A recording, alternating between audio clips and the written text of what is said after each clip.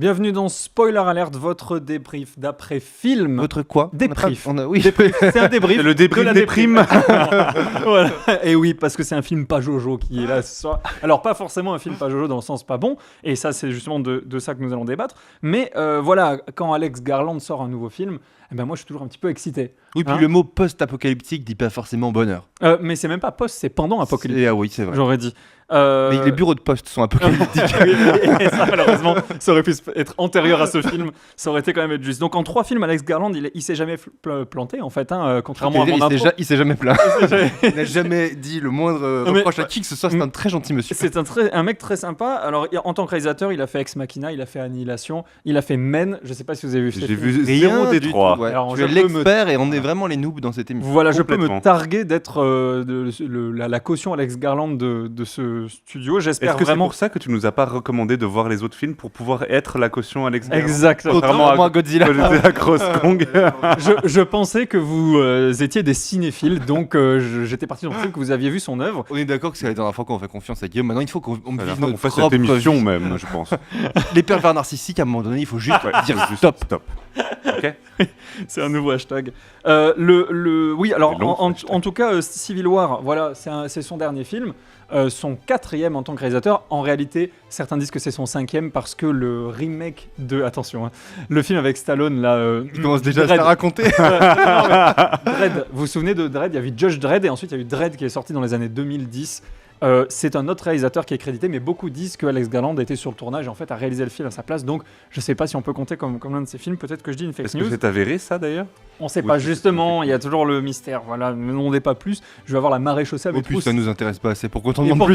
pourtant, c'est un excellent film, Dredd. Vraiment, je vous recommande surtout la 3D de Dredd, était insane.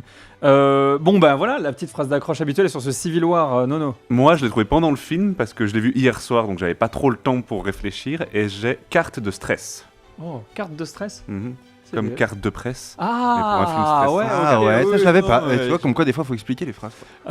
Ok, Floris. Bah, moi, j'avais travaillé sur un titre assez presse, assez simple, qui était un film intensément cliché, avant de me dire mal. que le titre qui s'imposait de lui-même était de toute évidence le film où le gars meurt à la fin. C'est pas mal.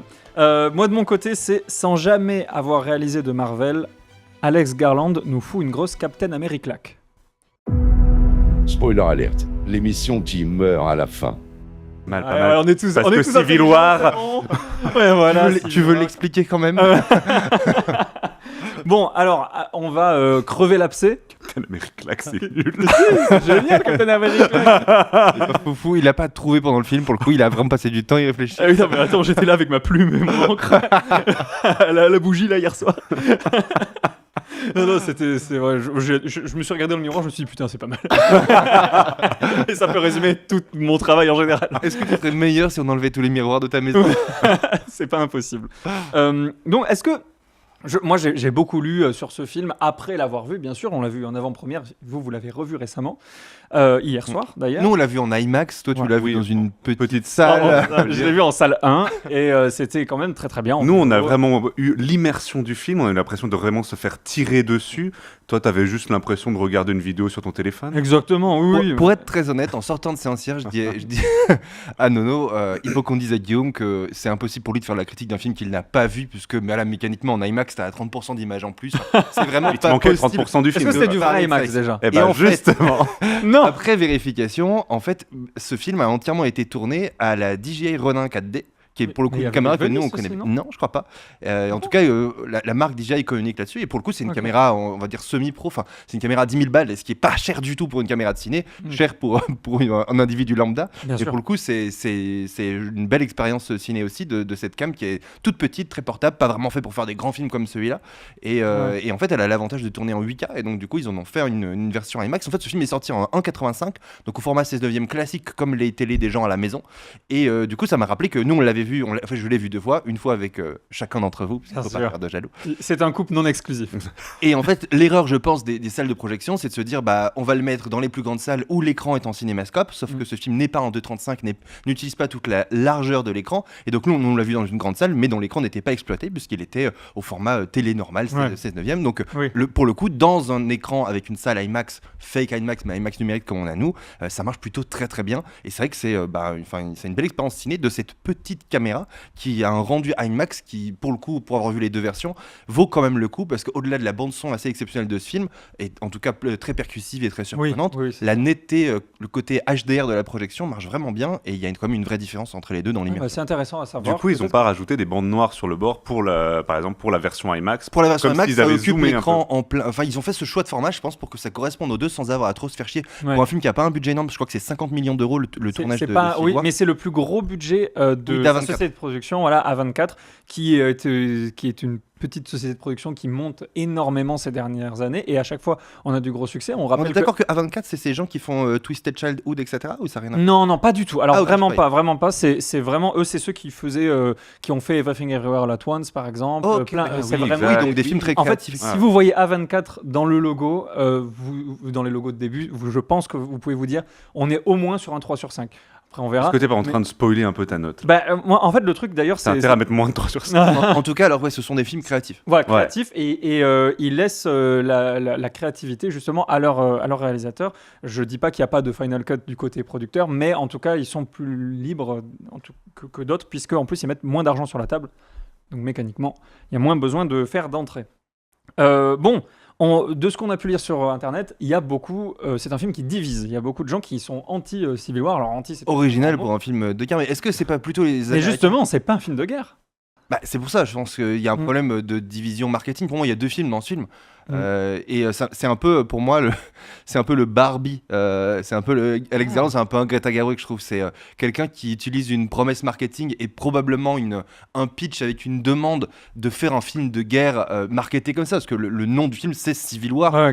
L'affiche est, je disais post-apocalyptique. Je suis d'accord avec vous, apocalyptique tout court au présent, et la grosse promesse c'est de l'action. Enfin, moi je m'attendais pas à ce que j'ai vu du tout d'une première partie de film qui est du reste assez lent, très intello, très bavard, et je suis assez partagé sur ces choix-là. D'un côté, je comprends qu'on soit déçu parce qu'il y a peut-être une promesse qui est un peu usurpée. Si vous voulez voir qu'un film d'action, vous allez malheureusement être obligé de réfléchir pas mal. Toute la partie road trip avant, quoi. C'est pas Godzilla x Kong pour le coup. La bande-annonce market un peu plus un film d'action. En fait, il a l'intelligence, ce film, qui n'a pas beaucoup de budget, comme on le disait, de consacrer tout son budget dans certaines scènes pour que la promesse soit à la hauteur, et surtout de décaler ces scènes-là vers la fin pour qu'on ne ressorte pas de ce film en se disant ouais, on s'est fait niquer la gueule, c'est pas du tout un film d'action.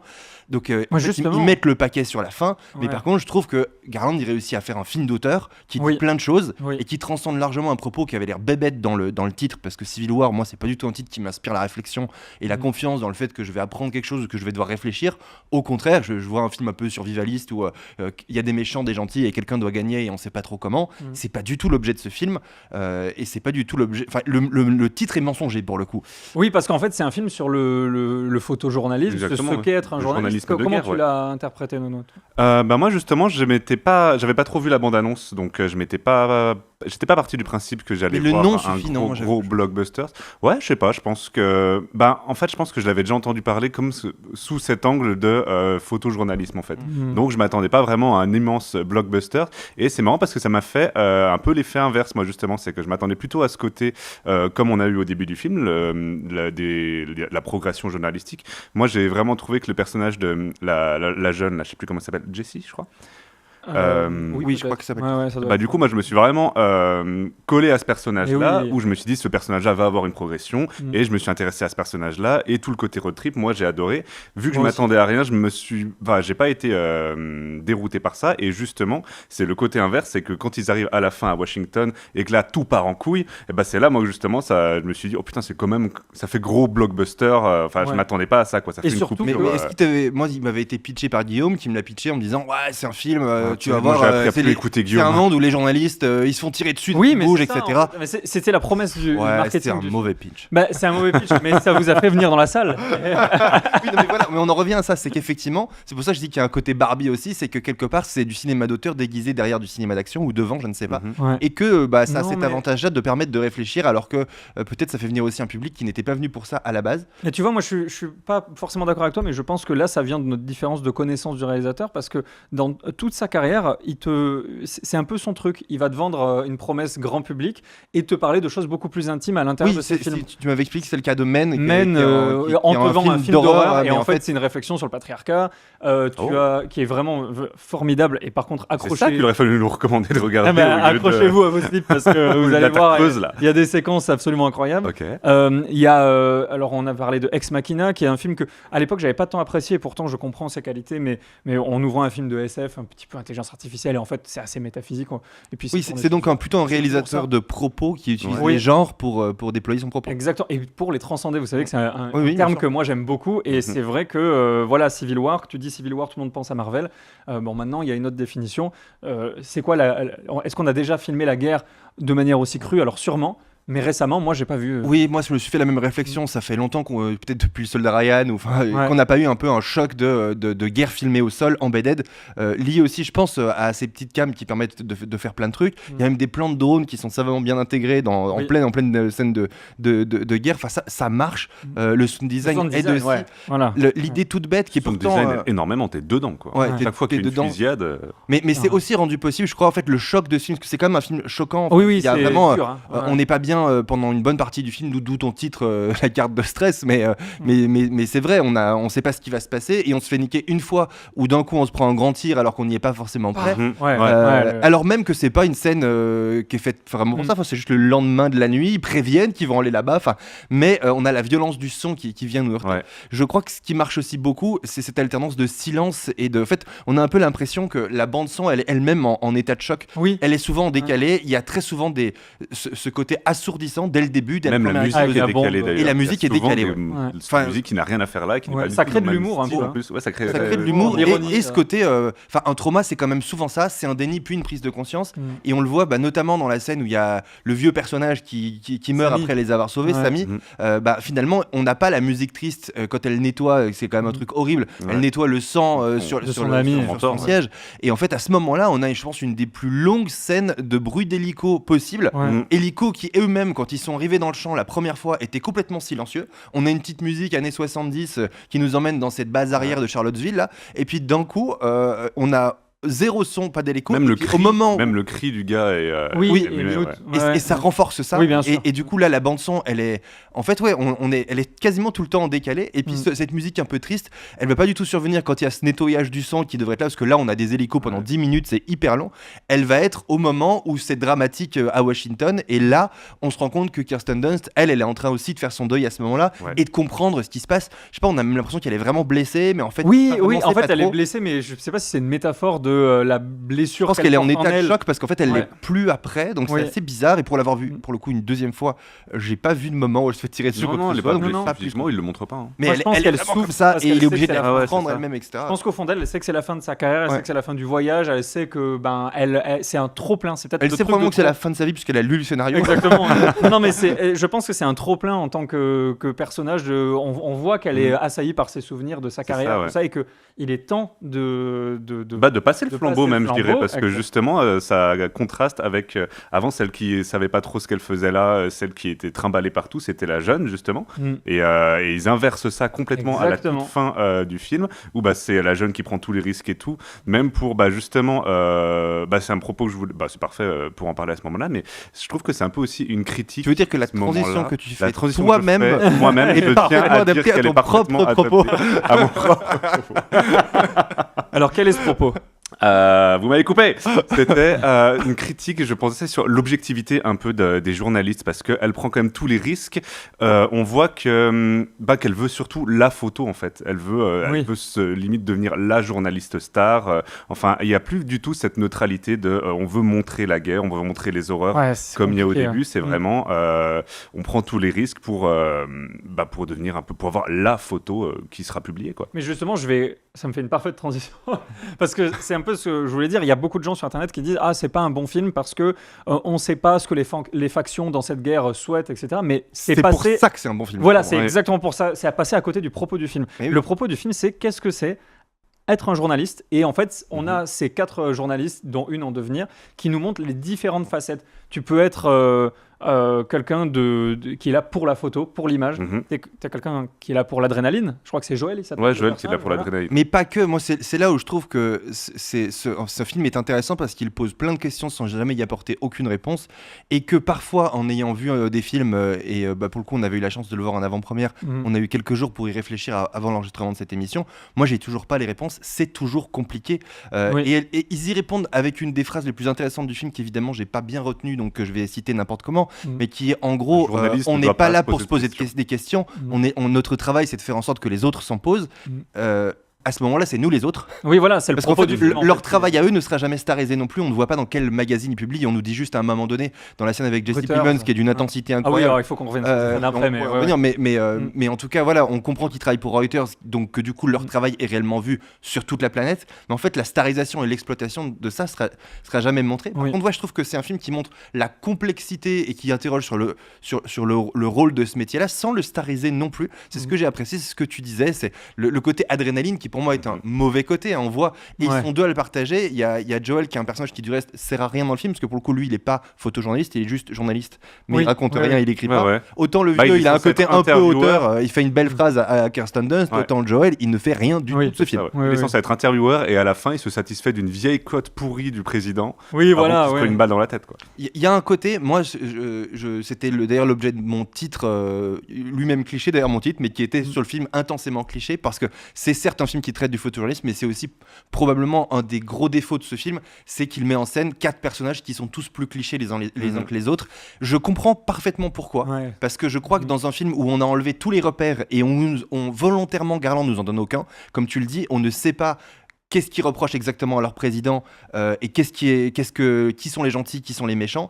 Dans les rebelles, ils ont eux-mêmes, ils sont multifactoriels et on ne dit pas grand-chose d'eux. Donc, pour maintenir ce monde qui pourrait être rapproché à n'importe quel monde et n'importe quel terrain de guerre, parce que je trouve que c'est un des autres sujets de ce film, c'est que toute la critique américaine est basée sur oui, c'est l'Amérique post-Trump, etc.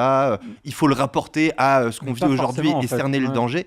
Je le comprends. Je pense qu'il y a un peu de ça, mais je pense qu'il y a un peu dans le propos de Garland, il a envie de dire ok, je vais traiter les États-Unis parce que vous connaissez la loi des morts au kilomètre. Si je traite ça en Afghanistan, si je traite ça en Irak, on n'ira pas le voir. Ça n'intéressera personne. Donc, pour pouvoir mener cette réflexion sur ce qui se déroule sous nos yeux réellement et les dangers réels que prennent et les militaires et les journalistes et la réalité de l'absurdité des conflits, parce que c'est ça un conflit non expliqué comme on a là, c'est des gens qui meurent, on sait pas s'ils sont gentils, on sait pas s'ils sont méchants. Tout le film, on a des scènes d'action choc, on sait pas s'ils sont gentils ou méchants. Mais justement, et la meilleure scène pour ça, c'est le duel de le village de Noël. Exactement, voilà, le village de Noël, ça parle de ça, exactement. Ils se tirent dessus, ils savent même pas s'ils sont dans le même camp. Il y a un peu une Wonka expérience de... Oui, c'est vrai, c'est la Wonka expérience, exactement. De Noël, vraiment, ça avait pas l'air fou. Mais c'est génial comme ambiance. Oui, c'est génial. C'est une des scènes que je retiens, avec celle avec Jesse Plemons qui a été allègrement diffusée pendant les bandes annonces. Il y a un tournant dans le film à ce moment-là, dans l'intensité de cette scène d'un peu de nazi, dans la beauté macabre de ce plan où elle finit dans le charnier et où c'est fou. Moi, je vous disais au début, j'ai l'impression qu'il y a eu 2 films parce qu'après on va deliver l'action qui est attendue mais qui change plus grand chose au propos, je trouve. On a déjà tout dit, on a déjà tout compris, on va juste, et c'est quelque part assez cathartique, on va se laisser porter par l'action parce qu'on a déjà pu réfléchir, on a pu connaître les personnages, on va ensuite se laisser porter par l'action à Washington, donc c'est cool parce qu'on peut en profiter pleinement, mais néanmoins ce film, pour moi, il s'arrête dans son intérêt politique et intellectuel au moment où ils atteignent Charlottesville. Ils ont perdu leur ami qui servait juste à ça. C'est là aussi c'est un peu caricatural en fait. En gros, tous les personnages, il va se passer ce qu'on s'attend. Le groupe de 4 personnages, la grosse dure Lee, finalement, elle est mère protectrice et puis exactement. Et puis c'est elle qui va être sensible à la fin. Joël qui lui est là pour l'adrénaline, c'est lui qui va éprouver le plus une émotion, une émotion forte. Notre petit vieux, on sait pourquoi il est là, il fait le job.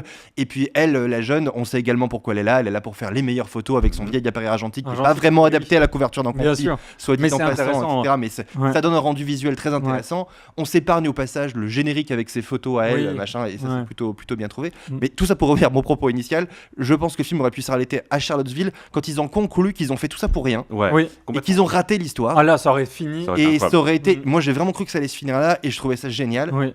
Évidemment, je trouve ça génial aussi la scène de guerre parce que Garland nous montre qu'il est aussi un vrai réalisateur de films d'action.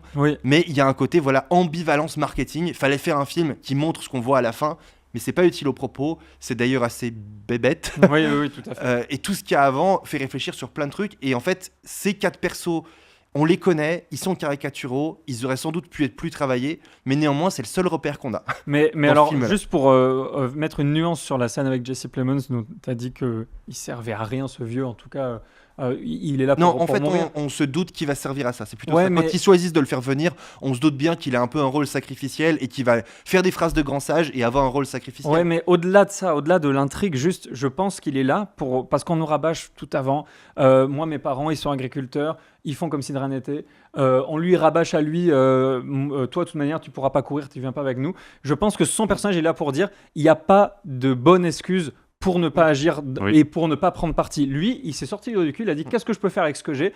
J'ai une voiture, je peux aller les sauver. Et je pense que c'est à ça qu'il sert ce personnage. Je trouve que raconter comme ça, le propos est très intelligent, très intéressant. Néanmoins, depuis le début, on n'essaye pas de nous faire croire en tout cas que c'est un personnage de tir au flanc et qui veut éviter le conflit. Au contraire, c'est un personnage courageux qui a dédié sa vie au courage.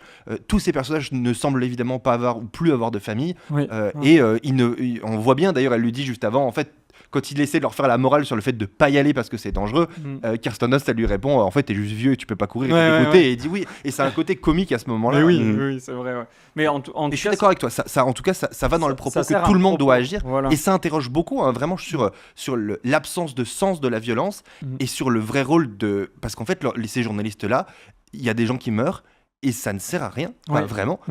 Aussi parce qu'on nous montre pas à quoi servent leurs photos et tout ça, mais on se doute bien que de toute façon, si on en est arrivé là, eux, ils se découvrent pas, à part la jeune, une vocation d'être photojournaliste et de changer le monde. Ils sont là depuis le début, ils couvrent le conflit depuis le début, et on en est là quand même. Et on nous le dit aussi, elle le dit justement, elle nous parle un peu de tous les conflits, de toutes les photos qu'elle a pris, et elle dit, on en arrive quand même à cette guerre civile-là, ça n'a servi à rien. Et c'est là où le vieux d'ailleurs intervient en disant, mais elle est en train de douter du rôle de journaliste, il a pas envie qu'on doute, donc du coup, il dit un truc un peu useless, et on réfléchit pas plus. C'est à nous de réfléchir de qu'est-ce qu'on fait des images qu'on voit, et je trouve que ça permet de remettre dans le contexte de comment elles sont produites, parce que on est tellement, et le film est un peu piégeux là-dessus aussi, c'est parce qu'on est tellement submergé d'images de guerre qu'on a l'impression que tout est film et tout est théâtre. Enfin, moi je me fais souvent la réflexion en regardant les photos du Monde par exemple. Le journal Le Monde a beaucoup encore de vraies photos reporters de guerre.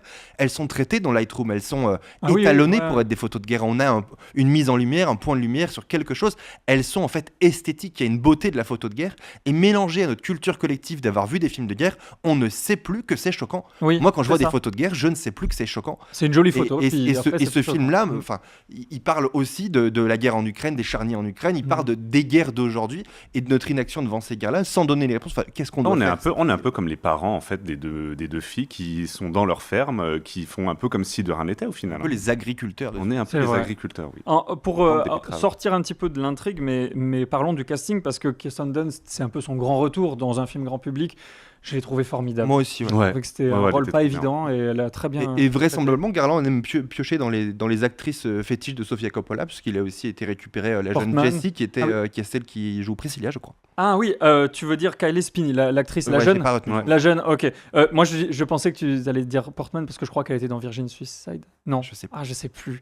Je sais plus si elle a joué pour Coppola, Portman, parce qu'elle était dans Annihilation. Je croyais que c'était le propos que tu allais dire, et s'il faut, j'ai dit n'importe quoi. Mais oui, Kylie Spinney, pour revenir sur cette jeune, j'ai pas vu Priscilla. Moi non. J'ai pas vu. C'est son premier film que je vois. Moi. Voilà, pareil. Moi, ça m'a fait deux émotions. C'est que, punaise, elle est vraiment très douée. Vraiment, je l'ai trouvée super. Et la deuxième, c'est punaise, mais que fait l'agent de Millie Bobby Brown? Parce que c'est clairement un film taillé pour elle. Elle aurait pu faire un rôle de composition, décoller un petit peu dans sa carrière d'actrice. Et en fait, c'est pas elle, c'est Kylie Spinney. Et je pense qu'on connaît pas assez les fonctionnements des studios, mais je pense que des actrices, parfois, elles sont un peu cataloguées de tel et tel studio, et elles essayent d'aller dans un endroit et dans un autre. Ou peut-être aussi déjà bouffer à tous les râteliers comme dans un autre film. Je pense que aussi elle peut-être que ça tournait déjà Damsel. Bah ouais, voilà. Peut-être, mais bon, enfin, je veux dire, elle a dit elle-même, Millie Bobby Brown, désolé de la mettre sur la table, mais je trouve que c'est une actrice qui pourrait être talentueuse et on lui laisse pas l'opportunité de le faire. Elle a dit elle-même que ça l'emmerdait de regarder des films. Elle était un aimant à nanar. Elle n'a pas dit ça, mais elle a dit que ça l'emmerdait de regarder des films parce que tout le monde lui dit de regarder ça ou ça, et elle dit bah moi j'ai pas envie de passer du temps à regarder des films, donc peut-être qu'il lui manque, je sais pas, une culture cinématographique pour avoir le flair sur ce qu'est un auteur par exemple, parce que je crois qu'elle a pas beaucoup tourné avec des auteurs. Enfin bref. Excusez-moi, vous faites une autre émission. Oui, exactement. Et apparemment elle est en couple avec. Spoiler alert. Spoiler people. Mais non, mais il y a Jesse Plemons aussi qui est un acteur montant. On l'a vu dans Killing of the Flower Moon. Dans Breaking Bad aussi. Dans Breaking Bad, ça je l'ai pas vu. Mais on l'avait vu aussi avant dans d'autres films. Qui lui, pour le coup, est en couple... avec Millie Bobby Brown. Non, pas avec Millie Bobby Brown, mais avec l'actrice principale de notre film qu'on vient de voir. Avec Kirsten Dunst. Je crois bien. Ah bah alors ça, je sais. Alors là, on est dans Spoiler People, on n'est pas dans Spoiler People. À fact-checker quand même, je dis peut-être de la merde. Parce que ce que je sais, c'est que c'est Kirsten Dunst qui a proposé à Alex Garland de Jesse Plemons. Alors ça va dans le sens de ça. Parce qu'apparemment ça devait être un autre acteur et il s'est désisté, il a pas pu. Si jamais il y a mon mec qui est dans la caravane là juste derrière. Il est en train de couper du 4x, il a rien à Alors pour le coup, Plemons il est taillé pour ça. C'est le 15e rôle comme ça qu'il joue. Je veux dire, il sait jouer ce rôle-là. Mais celui-là, il est dans l'apothéose du mec avec les lunettes et ça donne un tournant au film. Encore une fois, j'aurais aimé que ça s'arrête juste après. Oui, tout à fait, c'est vrai. Voilà. Et en plus, je me suis fait la réflexion en le revoyant une deuxième fois, parce qu'en le voyant une première fois, t'es quand même sous le choc, tu subis l'histoire, de l'intelligence, de la manière dont cette scène est amenée là. Déjà avec cette scène dans le Wonka Experience à Noël, où il se passe des trucs, mais finalement pas grand chose, ils s'en sortent. Et ensuite, cette scène de voiture avec une fausse intensité, des gens de leurs potes qui arrivent, etc. Et en fait, tout est fait pour amener une fausse intensité, pour arriver à cette scène-là, qui est celle de la vraie intensité tragique, que Plemons joue avec presque l'air d'un gentil, où là, il n'y a pas d'intensité. Je crois qu'il n'y a pas vraiment de musique à ce moment-là. Enfin, il y a plein de trucs comme ça où il y a une énorme intelligence et il y a aussi une cohérence, il y a une DA très forte, il y a une cohérence artistique aussi. Je sais pas si c'est le cas d'autres films de Garland, mais il y a un côté amour des points lumineux à contre-jour, notamment dans une scène de forêt qui brûle qui est un peu inutile, dont j'ai pas compris l'intérêt, mais qui est hyper belle. Il y a une esthétique de ce film avec des petits points lumineux un peu partout, mais que moi j'aime bien. Il y a une patte du réal. Annihilation, vous verrez, on est en plein là-dedans par exemple. Oui, je vous conseille de regarder ça, c'est sur Netflix. C'est un truc, c'est un tic de réal, parce que t'es sorti de la séance disant il a plein de tics de réal. Je dis je sais pas lesquels, moi, j'ai pas vu les autres. Sa gestion de la lumière, par exemple, elle est très spéciale. Sa gestion des personnages principaux féminins, d'ailleurs, de mémoire, je crois qu'il a que des personnages principaux féminins. Il a un amour vraiment pour ces femmes fortes et qui vont révéler tout ce que la société a de mauvais, ou en tout cas a de dysfonctionnel autour d'elle, en fait. Et ça, c'est très intéressant. Et est-ce que tous ces films sont... Parce que je trouve que ce qui marque dans ce film, c'est son absence totale de manichéisme. Les gentils et les méchants ne sont pas identifiés, mais nos héros aussi. Enfin, j'avais vraiment peur, en fait, dans la première partie du film, d'un nouveau film qui nous glorifie les journalistes. Il y en a eu tellement que moi j'avais pas envie. Alors certes ce sont des héros et on prend conscience de la difficulté de faire leur métier, si tant est que c'est comme ça que ça se passe, parce qu'en réalité on n'en sait rien. Souvent les embédettes dans l'armée ils sont quand même un peu mieux protégés. Et bon là en l'absence de règles dans ce monde apocalyptique c'est normal, mais dans la réalité il y a quand même un encadrement. On n'a pas envie que les journalistes meurent tous les jours, et dans les vraies zones de conflit il y en a plus beaucoup. C'est d'ailleurs pour ça qu'on n'a plus vraiment d'image de pas mal de zones de la planète, parce qu'ils n'ont pas le droit d'y aller tout simplement. Mais là je trouve qu'ils sont traités dans leur métier, dans leurs défauts. T'évoquais tout à l'heure le côté adrénaline, le côté absence d'utilité, le fait qu'ils sont à la fois neutres et partie prenante aussi. Ça c'est quand même. C'est ce que disait Nono aussi également, tout à fait. C'est des héros, c'est des lâches, ils sont à la fois là comme s'ils le subissaient, il faut y aller, mais en même temps on voit bien un certain plaisir. Enfin, il y a tous ces sujets-là qui sont traités, et du coup je trouve qu'il y a un vrai travail d'absence de manichéisme qui rend le film un peu plus complexe, peut-être un peu moins satisfaisant, parce que c'est quand même plus agréable quand il y a des gentils et des méchants et que les méchants se font tabasser. Là, à la fin, tu sais pas quoi penser. Et c'est en fait même les gentils, en fait, on nous dit un peu que ce président, c'est un facho, c'est un méchant, mais sans nous dire vraiment quoi c'est un facho. Même dans les questions qu'il prépare dans la voiture, elles sont pas dingues. Enfin, on sait pas trop quoi penser. Et finalement, pour des gens qui viennent défendre, buter un facho, ils butent un petit peu tout le monde sur leur passage, y compris une personne qui tente de négocier. Donc on voit bien que personne ne gagne dans cette histoire-là. Ça crée un vrai malaise tout le long, quoi. Pour arriver sur la fin, parce qu'on arrive aussi à la fin de l'émission, il y a ce moment un peu cliché, où tu parlais de cliché, où Kirsten Dunst se fait tuer. Pour passer le flambeau en sauvant sa succès. Moment qu'on voit venir d'ailleurs. Mais oui, c'est pour ça que je dis tous les personnages, leur destinée, elle est tracée. Dans leur première discussion déjà, quand elle dit « Quand je mourrai, est-ce que tu prendras ma photo ?» Tu le sais déjà que c'est exactement l'inverse qui va se passer. Mais c'est déjà pré-shot quand le personnage le plus âgé meurt et que Kirsten Dunst, elle a une photo qu'elle choisit de la supprimer. Donc je me suis dit, c'est peut-être évacué là, cette question-là, mais non, il fallait qu'il y ait cette scène-là. C'est une connerie pour moi d'avoir fait ça, je comprends pas pourquoi. La fin ? Ouais, alors moi pour moi, genre je comprends qu'on n'aime pas. Moi j'aime bien parce que en termes d'écriture c'est très bien. On a un setup payoff. Non mais pour le spectateur, tu vois ce que je veux dire, t'as un sentiment de complétion, mais par contre, mais qui est trop simple. Oui, c'est très simple.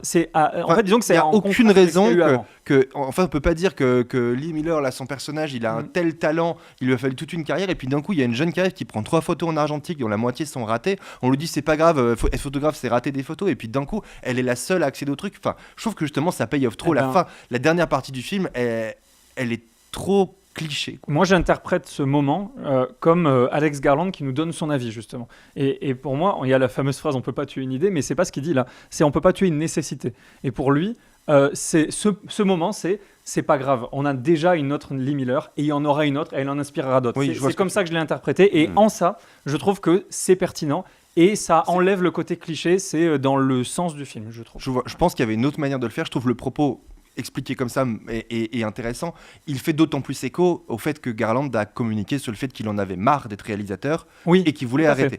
Donc ça a du sens aussi dans l'idée qu'il essaie très bien qu'en arrêtant de faire des films qui ont du sens pour lui, etc. Sa présence dans le monde du cinéma n'est pas une nécessité et que d'autres prendront le relais. Mais ce côté-là, prise de relais, pouvait peut-être être traité d'une manière un peu plus complexe. Peut-être, je sais pas. En tout cas, c'est ce qu'on a eu. Est-ce que vous avez autre chose à rajouter avant de passer aux notes Je crois que c'est... Ouais, je crois aussi. C'est pas mal pour moi. Eh ben Nono, justement, je t'invite à noter sur 5 ce film. Non, pas du tout. Presque, cela dit. Pour la première fois, j'ai utilisé un peu la technique à Floris. Moi, je notais surtout sur le moment que je passais. Évidemment. Où j'aurais mis 4 sur 5. Et là, j'ai essayé de rajouter aussi, est-ce que ce film m'apprend un peu quelque chose sur la vie ? Et c'est le cas, en fait. C'est vraiment le côté déjà journalisme de guerre. C'est vraiment quelque chose qui m'avait... sur lequel je m'étais jamais trop documenté en fait, et je me rends compte que c'est quelque chose qui est important et qui est un peu trop oublié dans le sens où, pour reprendre ce que tu dis Floris depuis un peu le début du film, tu arrêtes pas de parler de ce film comme un film post-apocalyptique, sauf que c'est pas ça, on n'est pas dans un monde post-apocalyptique, on est dans un pays qui est en guerre, comme plein d'autres pays sont en guerre actuellement, comme l'Ukraine, comme ci et ça, et on en oublie un peu ce côté-là en fait, nous qui sommes protégés dans notre petit cocon, et je pense que ce film nous apprend ça. Et du coup, ça augmente un peu ma note et je mets 4,5. 4,5 sur 5. Ok, très bien argumenté. Floris ? Je mets la même note que toi. Je trouve que c'est un excellent film qui est à la fois un bon moment de divertissement, qui frôle l'ennui un petit moment quand même, parce que il y a en fait, je me suis beaucoup moins ennuyé la deuxième fois, bizarrement. Moi, j'ai trouvé j'ai été perturbé par, encore une fois, le nom de ce film qui promettait plus d'action. Et à un moment donné, je me suis dit, quand ils enchaînent un peu les parkings où ils vont dormir, les réflexions sont intéressantes, mais jamais hyper approfondies non plus. C'est à toi de faire le boulot, en gros. Et c'est à la fois perturbant, mais voilà, j'ai été à un moment donné... très surpris par ce film et je savais pas trop si la promesse allait être à la hauteur ou pas. Elle l'est complètement, mais voilà, mon demi-point, il va dans le fait que je pense que certaines choses sont un peu trop clichés au mauvais sens du terme. J'aurais aimé, même si je comprends pourquoi, dans un monde où il n'y a plus de repères, il faut en remettre certains. Je pense que certains trucs auraient été un peu plus travaillés. Par contre, je partage pas du tout l'ensemble des critiques, mais qui sont très US, sur le fait que c'est pas crédible. Parce qu'en fait, c'est pas le propos. Nous, en fait, ça nous touche plus que ce soit aux US, parce que comme tu le disais, je suis d'accord avec toi, c'est la réalité de certains pays. Là, le fait que ce soit les US, c'est que c'est un peu mon quotidien repère, d'ailleurs le repère du monde. Et c'est en ça pour moi post-apocalyptique, c'est que le jour où on en est arrivé, où les USA, qui sont la première puissance mondiale, n'est plus capable de se défendre eux-mêmes et donc de défendre le reste du monde, on aura passé un stade d'apocalypse, ça sera quand même assez avancé. On dira ce qu'on voudra. Je pense pas que c'est pas la Russie qui va prendre le relais tout de suite. Mais voilà, il y a un petit demi-point qui pourrait vouloir plus. Mais pour avoir traité ce sujet-là avec autant de brio et aussi peu de manichéisme, ça vaut beaucoup de points. Et on a créé ensemble cette émission parce qu'on s'est dit on va se mettre à 3, on va tous avoir des notes différentes. Et absolument pas, c'est 4,5 pour moi aussi. Pourquoi ? Parce que je vais un petit peu vous répéter, mais je suis sorti du film, je me suis dit est-ce que c'est un chef-d'œuvre ou pas ? Parce que c'est vraiment très très très réussi dans son propos, dans tout ce que ça raconte. Et en fait, je pense qu'on est sur un quasi chef-d'œuvre. Ouais. On est sur un film. Je l'ai marqué un peu convenu dans son déroulé, surtout à la fin. Mais le film va tout de même marquer, diviser, être polarisant. Et c'est le propre des grands films. Moi, j'ai trouvé qu'en effet, si on s'arrêtait à Charlottesville, on serait devant un chef-d'œuvre avec un film qui nous laisse... C'est fou quand même, parce que là, on a l'impression qu'après, il veut deliver parce que c'est aussi la promesse. Et si tu n'avais pas du tout ces scènes d'action, je pense que là, il y aurait la critique, elle aurait été... Enfin, la critique publique aurait été compliquée. Oui. La vraie critique ciné aurait peut-être été plus enthousiaste. Tout à fait. Mais il veut peut-être aussi prouver, vu comme on le disait tout à l'heure, c'est un mec qui prend des propos et qui fait des films de genre pour étayer son propos. Il a envie de prouver et de se prouver à lui-même qu'il est capable de réaliser de très bons films de guerre au sol, et il aurait tort de s'en priver. Quand tu as du budget, il faut l'utiliser pour faire ça. Mais c'est vrai qu'il manque ça. Et il y a plein d'intelligence de mise en scène, mais il y a parfois une réelle un petit peu flemme aussi. Il aurait pu avoir plus de plans transcendants. Oui, c'est possible. Après, il avait le budget qu'il avait, on n'oublie pas. Alex Garland, c'est pas Nolan en termes de... Enfin, personne ne le connaît. Mais en tout cas, excellente proposition et à aller voir. Pour moi, je pense vraiment le film le plus intéressant depuis un moment. Franchement. Oui, et surtout quel contraste avec Godzilla Cross Kong. Moi, je vous dis à très bientôt. C'est cool de voir des films qui rafraîchissent un peu le cerveau comme ça. Et évidemment, les films apocalyptiques. Non, mais je pense que ça... Mais je veux dire, après s'être tapé 12 heures après de gros monstres qui cassent des buildings, c'est vrai que... Ça aide à fou. Oui, c'est vrai, il fonctionne encore. Se recentrer sur le réel. Il fonctionne encore, celui-là. Et puis, il faudrait bien qu'on arrive à réfléchir à toutes ces questions qui ont été ouvertes par Garland et auxquelles on n'a pas de réponse. Exactement. Il faudra bien qu'on fasse notre travail à un moment donné. Si vous avez des éléments de réponse, n'hésitez pas à les mettre en commentaire de cette vidéo ou de ce podcast. Maintenant, on est sur Apple Music, on est un petit peu partout, sur Spotify, vous appelez votre mère, je suis chez vous. voilà, on est partout en ce moment. Donc n'hésitez pas à nous écouter, nous commenter. Est-ce que nous, on doit appeler notre mère ou pas ? Parce que moi, ça fait un beau moment que je l'ai pas fait. T'as pas appelé ta mère ? Je vais pas appeler ma mère. Et je veux pas que tu ailles chez la mienne, je te vois déjà assez comme ça. Donc vous pouvez laisser mon temps de famille tranquille. Mais en tout cas, n'hésitez pas à laisser un pouce, à partager, à commenter et à nous donner surtout votre avis. C'est pour ça qu'on est là pour discuter ensemble. À bientôt.